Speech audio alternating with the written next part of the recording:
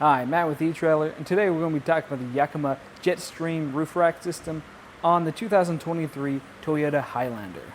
Taking a closer look at our system, it's going to be comprised of our 50-inch JetStream crossbars, our skyline towers, and our landing pad bases. Those are all going to work together to kind of give you some extra space up top if you want to carry any roof boxes or kayaks too. Our crossbars are going to be made of aluminum with a black powder coat finish. It just means it's going to be lightweight and corrosion resistant.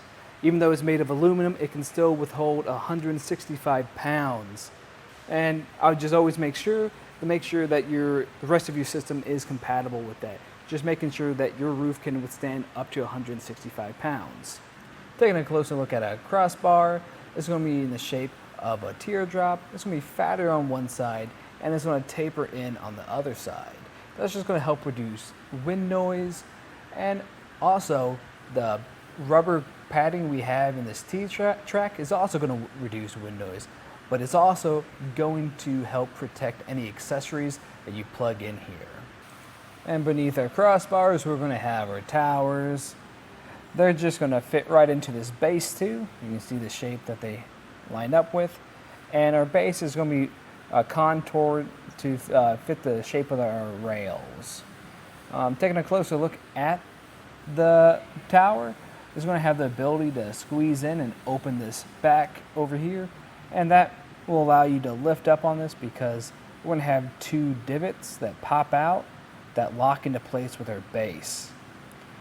If you want some added security, you can get a lock core installed right here, just to make sure no one can come by and take this off. As for how they sit on top of your roof, we're going to have just a little bit of overhang on the side.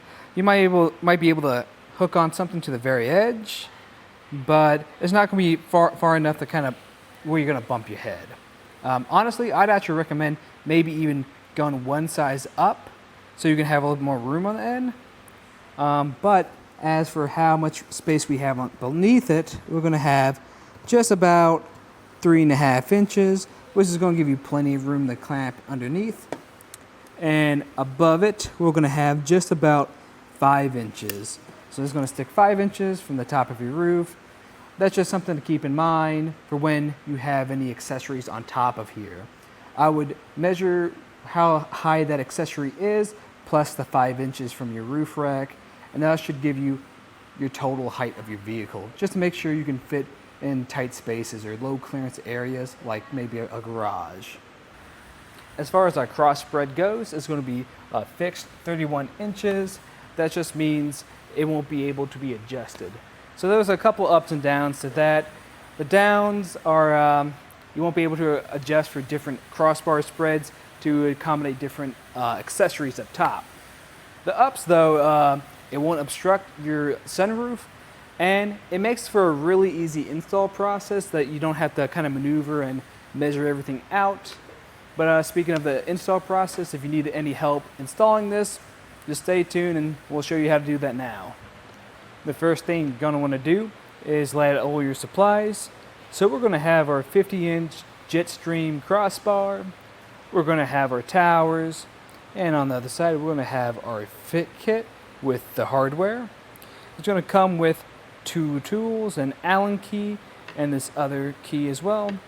And we recommend you get a tape measure, a couple of these trim tools, and this screwdriver or flathead that we've taped off at the bottom so we don't damage our vehicle. We're going to start by removing this cover here on your rails with a trim tool.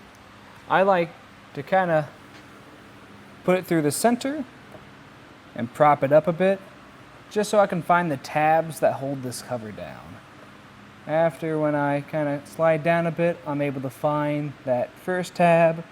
I can get my screwdriver underneath there and try to pry it up, because you want to try to put pressure on the tab that's behind there. I'll just do the same thing on the other side. Next up, we're going to take our landing pads, and we're going to have 2 of each, 2 of the B and 2 of the A. The B's are going to go one on the front passenger side and then one on the rear driver's side, and vice versa for the A's. Putting them on there, you just have to line up this block here between these two screws and lay it down. You'll notice it fits pretty flush with this fatter side on the outside and the thinner side on the inside. Next up, we're just going to take our base. You can just remove the cap on it that says Yakima. I'm going to put ours to the side.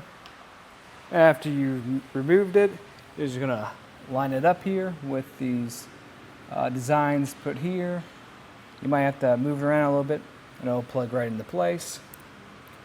Next up, I'm going to take our bolt and washer and line it up in there and start to screw it in.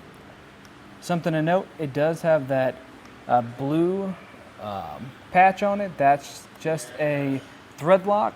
It's just going to help it be more secured when it's all the way threaded in, but it's also going to make it a lot harder to bolt in. So keep that in mind. If you're having issues bolting it in, just take your time and keep going until it's all the way secured. And once you've tightened it down all the way, just kind of shake it to make sure it's secured. And once it is secured, just make sure you do the same process on the other side. Next up, I'm going to get my crossbar ready. So I'm just going to take it and flip it over so the bottom's showing. And I'm going to remove my end cap like that. And I can now take one of my towers, and to get it started, I'm just going to take this adapter piece and plug it right in here. You'll hear a click when it plugs into place. I'm going to take our block here, just line it up with that bolt on the bottom, and I like to tighten it up a little bit too. You might see this metal piece here. I just like to push that out of my way and get my Allen key on there. Just tighten it up enough to hold it on.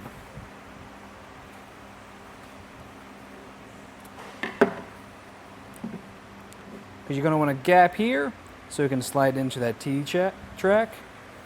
And when I do that, I can come over here and just line it up and push it right down here. I don't want to tighten it all the way just because I want to be able to adjust it with this ruler at the bottom here. That'll help you kind of make sure each side is even. It's kind of harder to see in ours since this crossbar has been down here for a little bit, so it's been kind of roughed up a bit, but you'll be able to see it on yours much easier. I'm going to take our end cap again and plug it right on the back of here. And I'm going to open the back of this. This is going to let me tighten it once it's up there, just by squeezing on either side of here and peeling that back. And once that's done, I'm going to do the same thing on the other side. With both your towers secured on here and the ends opened up, we can sit it on top of our roof. We're just going to line it up with our bases here. And if you need someone else to help you, it's going to help a lot because when you set it on top of there, they really don't lock into place. So you might need extra hands. But if you can just do one at a time, you can just slide it through here. It'll lock into place. And I can go on the other side and lock the other side back into place. And then we can get our measurements from there. To get it even on both sides, you're just going to want to shut this here. You're here, click into place, and just get the measurement from the back of it to the end of your crossbar. And I'm going to get a measurement now, and I'm just going to make sure it's that same measurement on both sides. Once it's even on both sides, I'm just going to take off the lid, and to do that, just squeeze on both sides and pull away. That's going to reveal this bolt back here. I'm just going to tighten that down with our included tool. I like to squeeze the very back of it so it gets a nice secure hold on it. And when you tighten it down, you'll hear a click because this has a built-in torque to it. so you don't tighten it too much. And once that's done, we're just going to close it up and repeat the same process on the other side. And once you've installed everything, you can give it a good shake test. Just make sure everything's secured. Once it is, you can take it on the road. And that will conclude the install and the look at the Yakima Roof Rack system on the 2023 Toyota Highlander.